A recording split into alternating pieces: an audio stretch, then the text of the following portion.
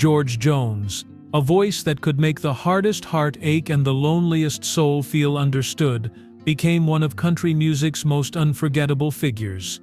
His life was never simple, even before fame. His childhood was marked by hardship and the quiet discipline of church songs and honky-tonks, where a young George learned that music could both comfort and wound.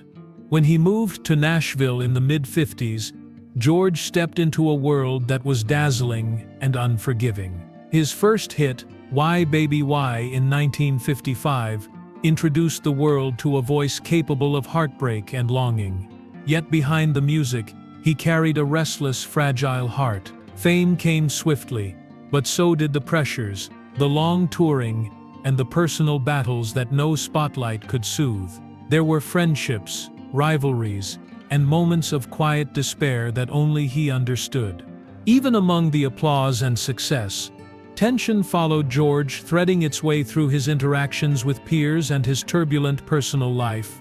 The music captured the world's attention, but it was the man, the flawed, sensitive, often struggling man, that shaped the stories behind the songs. And in those stories, moments of brilliance remained inseparable from moments of conflict, setting the stage for a day when frustration and humanity collided in a way no one could have predicted. George Jones was born on September 12, 1931, in the small town of Saratoga, Texas, a place where the horizon stretched endlessly and life was often defined by hardship. His childhood was far from easy. His parents struggled to make ends meet, and from a young age, George learned the weight of responsibility. The church became a refuge, its hymns offering a gentle escape and a glimpse into the power of music to soothe a restless soul. By the age of 10, he had begun singing locally, his voice carrying the raw honesty of someone who had already felt both longing and loss beyond his years. As a teenager, George found himself drawn to the honky-tonks and small-town radio stations that dotted the Texas landscape. He performed in local bands, experimenting with sound and style, learning to channel emotion into each note. Music was not simply a talent, it was survival, a language that allowed him to express what words alone could not. Even in these early performances, there was an authenticity that could make listeners feel the weight of his experiences, hardship, hope, and a yearning for something greater than the life he had inherited. By the mid-50s, George made the pivotal decision to move to Nashville, the heart of country music, a city that promised opportunity but demanded resilience. 1955 marked a turning point. His first hit single, Why Baby Why, resonated with audiences immediately, capturing the vulnerability, pain, and sincerity that would come to define his career. The song was more than a commercial success. It was a declaration of who George was, a man unafraid to lay bare his emotions, to let the ache of life echo through his voice. But Nashville was not a sanctuary. It was a world of relentless schedules, competitive peers, and the constant pressure to deliver perfection on stage and on record. George struggled to navigate the demands of fame, often carrying the burden of personal insecurities behind the curtain. His early years in the city were filled with long hours, occasional rejection, and moments of quiet doubt, yet these challenges also strengthened him. Each performance, each recording session, was a lesson in perseverance, a test of his ability to endure and to connect with audiences on a level that transcended entertainment. George's personal life during this period was equally turbulent. His marriages began early, and patterns of conflict and reconciliation emerged, mirroring the highs and lows of his professional journey. Even as his star rose, the young man from Saratoga remained deeply human, prone to the same fears and impulses as anyone else, yet blessed, or burdened, with a voice that could make the world listen. His vulnerability was never a weakness in his music. It was its heartbeat, the quiet truth behind the glamour of recording studios and stages.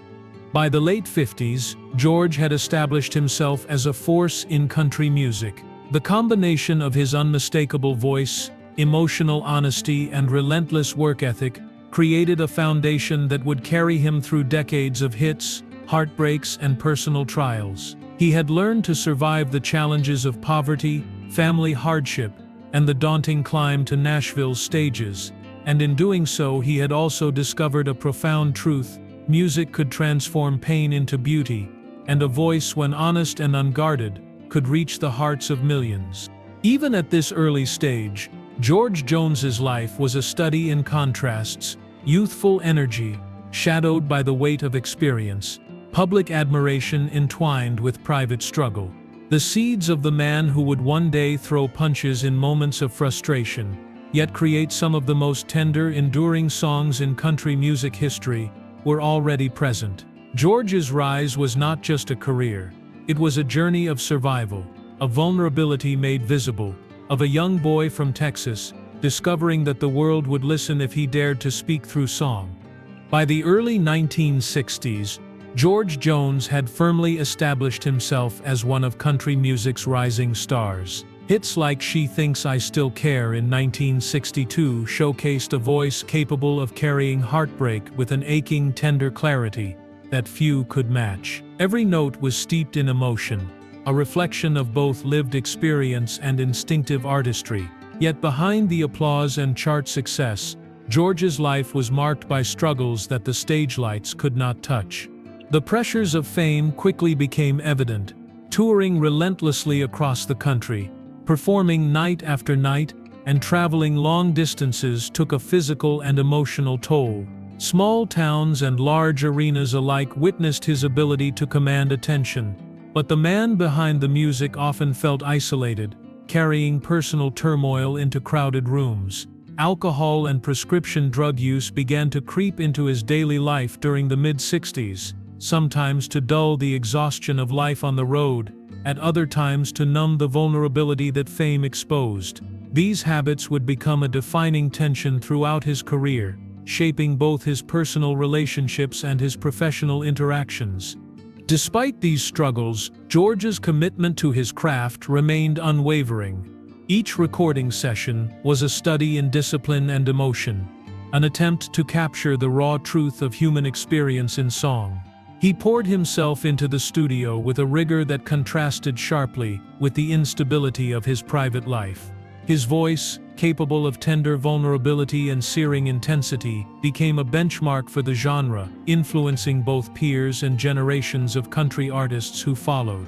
His work ethic was formidable, even when personal demons threatened to overshadow the art. Collaborations and friendships with fellow musicians revealed the duality of his life on the road. The country music scene of the 60s and 70s was both supportive and competitive. Artists respected George for his talent, yet tensions sometimes arose from conflicting personalities, creative disagreements, or the pressures of shared tours. His reputation as difficult in personal interactions often stemmed not from malice but from the exhaustion, vulnerability, and emotional volatility that accompanied the demands of constant performance. George's humanity, both fragile and resilient, was always present, even when it manifested as frustration or impatience. Accolades began to follow as well, underscoring the impact of his artistry. Multiple CMA awards and chart-topping hits affirmed his place in country music, while his induction into the Country Music Hall of Fame in 1992 would later cement a lifetime of achievement. Yet these honors could never fully alleviate the inner turbulence that had accompanied him since childhood. The contrast between public success and private struggle became a recurring theme in George's life, a tension that would continue into the late 70s and beyond. Touring and recording continued to dominate his life. The combination of demanding schedules, personal challenges, and substance use sometimes made relationships with peers and family difficult. Yet even amidst these trials, George maintained an extraordinary capacity to connect with audiences through his music. His songs conveyed the universal ache of love, loss, and longing, bridging the gap between his private hardships and the hearts of listeners across the country. By the end of the 1970s, George Jones was not just a performer, he was an institution. His voice carried decades of lived experience, triumph, and sorrow. The pressures of fame, coupled with personal struggles and professional responsibilities, shaped a man who was deeply human, often fragile, yet undeniably brilliant. These challenges laid the groundwork for moments of tension with peers, moments that would sometimes erupt into confrontation, revealing the vulnerability behind the legend. In the world of country music, George Jones was a man both admired and complicated, a figure whose brilliance on stage was matched by the turbulence of his personal relationships. By the late 1960s and early 70s, his peers in the industry recognized his extraordinary talent, but they also understood that George carried the weight of his struggles with alcohol, personal hardship, and the constant pressures of touring. Friendships were deep yet delicate, often tested by the long hours on the road, creative differences, and the intensity of life in the spotlight. One of the most notable relationships in George's career was with Waylon Jennings. The two shared mutual respect and admiration for each other's artistry. Both were exceptional singers and songwriters, whose voices defined an era of country music. Yet their personalities and the circumstances of their lives sometimes clashed. Touring together could be exhausting. Long drives, late-night performances, and constant travel amplified tensions that might have seemed minor in quieter circumstances. It was a professional relationship shaped by admiration, but shadowed by the pressures of fame, creative pride, and the emotional strain that accompanied life on stage. Creative disagreements were a natural part of working closely with another artist of strong convictions. Setlists, performance choices, and musical direction occasionally became points of contention. These moments of friction were never malicious. They arose from two passionate artists navigating the complexities of collaboration, while carrying the personal burdens that fame had amplified.